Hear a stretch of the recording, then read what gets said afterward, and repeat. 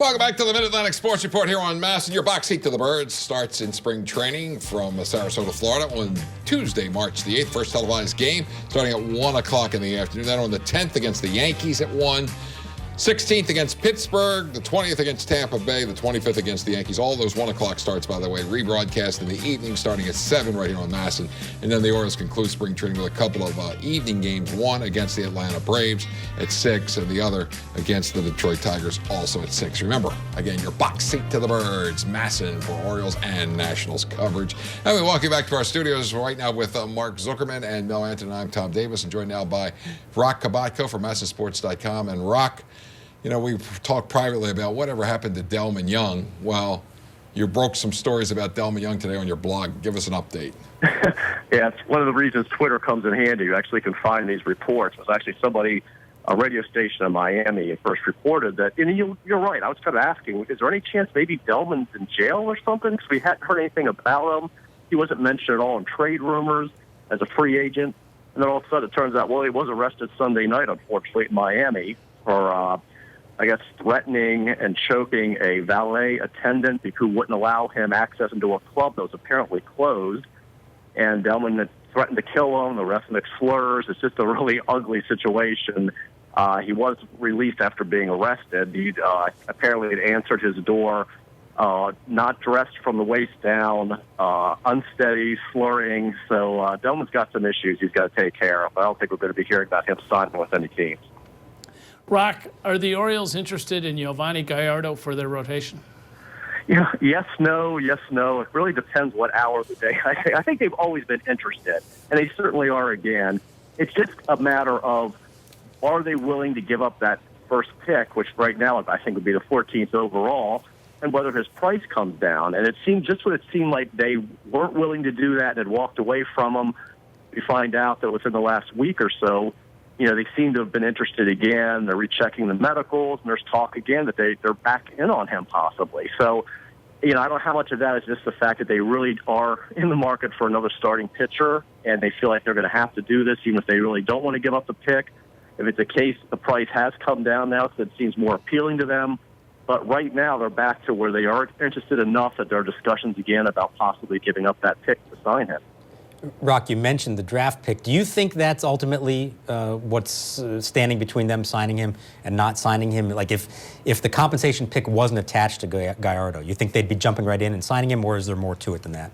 I think so. Now, we're never going to go necessarily 4 or 5 years with him, because you know the Orioles' history when it comes to signing free agent pitchers.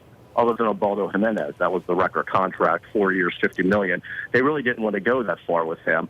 But if there's any chance now that the prices come down, and I'm purely speculating, if it's suddenly, I don't know, is it 3 years, is it 2 years and an option? Is he willing to take 1 year and go back into the market like some guys have done? If it's anything like that, it certainly raises the appeal. But you're right. I think primarily it was just the fact that, you know, they did not want to give up that pick, and you're kind of weighing it against bringing him in, a guy who I think is viewed widely in the industry as a middle-of-the-rotation starter. But as I've written, he probably holds more value to the Orioles and a lot of other teams. He's more of a 1 or a 2 with them than he is for other clubs. So maybe it is worth getting up that 14th pick. And they do have right now 6 of the first 91. And even though the Orioles have been saying that doesn't mean that we have no problem giving up one because we have extra, I still think it makes it a little bit easier to do that because you do have 5 more picks there. So, again, I think as much as that's been the detriment giving up that pick, I think they're more willing to do it now than they certainly were a couple weeks ago. Roch, I noticed in your blog today we're also talking a little bit about Vance Worley and his role possibly as a 5th starter or working out of the Orioles bullpen. Obviously, he doesn't have any options left, but tell us about your thoughts on what happens with Worley. Yeah, I'm just really curious because, you know, they did claim him off waivers and, you know, he's arbitration eligible, and they signed him for $2.6 million. And they are kind of looking at a situation that if they do bring in another starter and somebody, not like Despondier, but somebody who you definitely can pencil in as Wei-Yin Chen's replacement, and that pushes Worley to the bullpen, and that would be his only opportunity. Right now it looks like there's only one spot open, with Dylan Bundy being out of options if they don't make another deal, and it doesn't mean that he has no competition for that spot. There's Chaz Rowe, and there are a few other guys, and I have heard, and there have been reports that, you know, they're still looking at some relievers. They certainly were interested in Antonio Bastardo before he signed with the Mets. Carlos Torres now, who was with the Mets. They've talked about him. I mean, there are some guys they're still looking at as for bullpen help. So if you bring in another reliever, then I don't know what you do with Worley, because that's, unless you're going to go with 8 relievers early on, it looks like he's forced out and he doesn't have options. So I'm really curious, because he's a guy, as much as anybody else and more than most, who really is impacted by what the Orioles do rotation or bullpen-wise. I just don't know where he would fit in then. Roch, what about Mike Wright and Tyler Wilson? What do the Orioles need to see from each of those pitchers this spring to make them viable candidates to be in the rotation? No, I think it's just the obvious, they want to see results, clearly, and which we did with Mike Wright for his first 2 starts, and then he struggled some. Wilson looked pretty good in a small sample size, but I think they'd really, in an ideal world, would like for them to be in Norfolk to start out.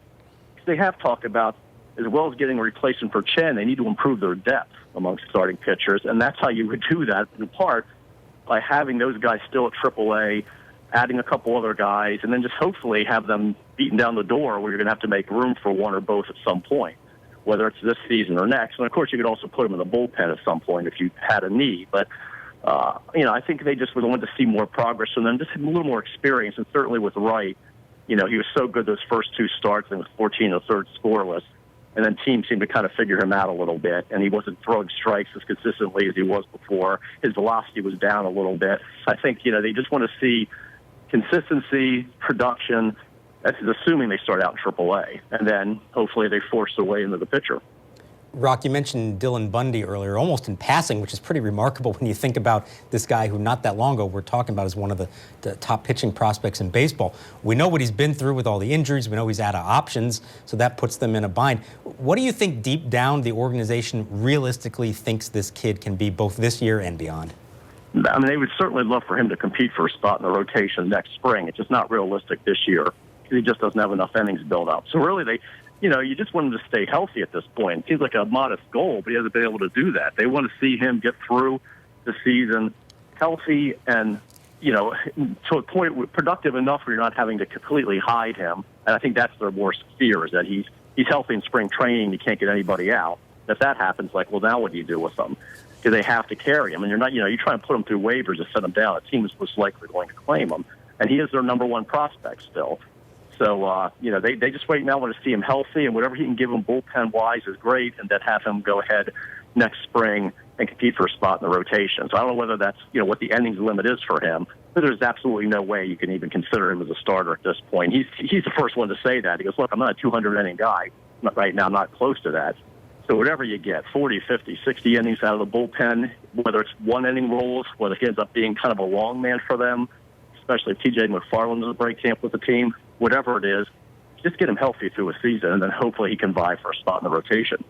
Well, Roch Kubatko is on MASNsports.com, School of Rock. He's the co-Maryland Sports Writer of the Year. We'll see you Saturday on our wall-to-wall baseball show from noon till 2. All right, thanks, guys. All right, Roch Kubatko will be covering spring training daily with many blogs on MASNsports.com.